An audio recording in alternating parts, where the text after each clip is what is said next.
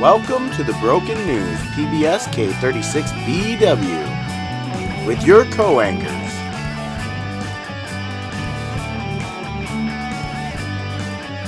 Justin Harris,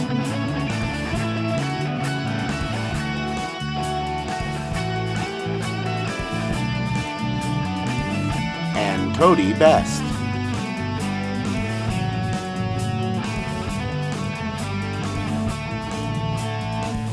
And weather with Conrad Jenkins.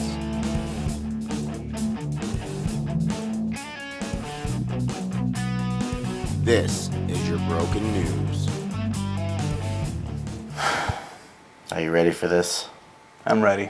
I am ready to ramble! Hello everyone and welcome to the 62nd episode of the Broken News. I'm Justin Harris. And I'm Cody Best, and it's a beautiful day in Sanders County, ladies and gentlemen. As always, yes it is. And again, we are looking to make this day a bit nicer by bringing you some important and interesting stories. Such as last week's elementary talent show held at the Thompson Falls Junior High Gym. And another installment of A Generation That Cares, a series of public service announcements that were done by Miss Stuckey's Media Arts class at the Thompson Falls High School. And footage from last week's candidate forum at the Plains High School Gym, held by the Sanders County Conservatives. And, of course, weather with Sanders County's own little metal rooster on a barn roof, Conrad Jenkins. Well, it's almost that time again. That's right. It's almost time for the annual yard sale extravaganza, Sanders County Sailing. June 25th and 26th marks the days that yard sale hunters from all around will be traveling up and down the county, guided by these handy-dandy little maps made by the Sanders County Sailing Committee. Have your sellable items ready and your sale organized. To get registered and have your sale on the map, contact the Lowbys at 827-0404 or go to sanderssailing.com. The deadline for registration is May 31st. Which brings up a good point. Oh, what's that? Well, the Sanders County Sailing Committee would like to encourage organizations to use the sailing event as an annual fundraiser, and the Sanders County Coalition for Families is doing just that. If you have good condition items that you would like to donate to SCUF for their fundraiser, you can contact them at 827-3218 to arrange a drop-off. They only ask that the items are in good condition and they're not taking any clothing. Well, this all should prove to be a much-needed boost to our local economy, and hopefully set the stage for a steady comeback. And the timing's rather synchronistic, if you ask me.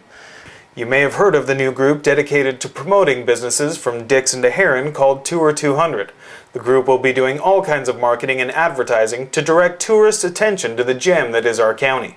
Tour 200 is already 20 businesses strong and always looking for more to join the team.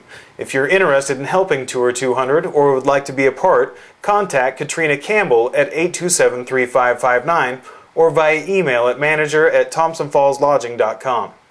And congratulations to Mark and Katrina on your recent joining in holy matrimony. We wish you a lifetime of joy. And a reminder, the Thompson Falls Market will run this summer every Saturday. Except Huckleberry Festival weekend. Of course. From June 26th to September 24th, the market features special events, farm fresh eggs, baked goods, arts and crafts, and live music. If you're interested in becoming a committee member or a volunteer, contact Market Manager Katrina Campbell at 827-3559 or email her at manager@thompsonfallslodging.com. Vendor forms, event details, and nonprofit sign-up forms are available at thompsonfallsmarket.com. Moving on. Since we are going to be having so many visitors in our area, the City of Thompson Falls is still reviewing the details of the Community Decay Ordinance. I'm warming up to the way this may get handled, but there's still a nagging feeling in my mind. Oh? Well, remember when we said this? A brainstorming meeting was held, and that may change it to being an anonymous report system. Wow. Couldn't that backfire a bit? How so? Well, say you level a complaint against me. I don't know who said it, and you weren't man enough to tell me you did, so I would mull it around in my head, accusing everyone I know of complaining about my property. I'd walk around town in a paranoid stupor, thinking all my neighbors were out to get me. And in order to retaliate, I would not only not clean up the mess, I'd level random complaints against others, who would then not know who was out to get them. And we'd have a town full of witch-hunting McCarthyists going door to door with pitchforks and communist lists. Whoa. Hey, slow down. I don't think it would get that bad.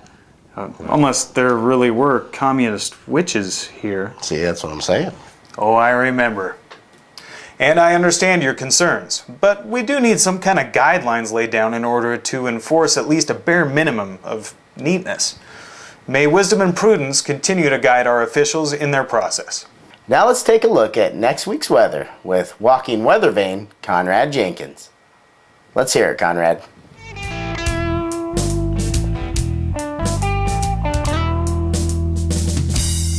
Hello, I'm Conrad Jenkins, and this is your look at next week's weather for next week. Wednesday, partly cloudy, 71 the high, 43 the low. Thursday, showers, 53 the high, 36 the low. Friday, showers again, 55 the high, 37 the low. Saturday, more showers, 53 the high, 39 the low. Sunday, showers again, 59 the high, 40 the low. Monday, a few showers, 63 the high, 43 the low. And Tuesday, a few more showers, 62 the high, 43 the low.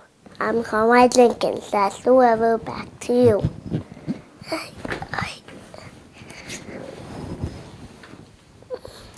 That was great, Conrad, as always. Now let's go to our newest installment of A Generation That Cares. This week with Thompson Falls High School senior Stephen Block, who wants to create awareness of Montana species facing extinction, or at least on the brink. Let's hear it, Stephen. There are over 1.5 million known animal species in the world today. Currently 10,801 of those species are endangered.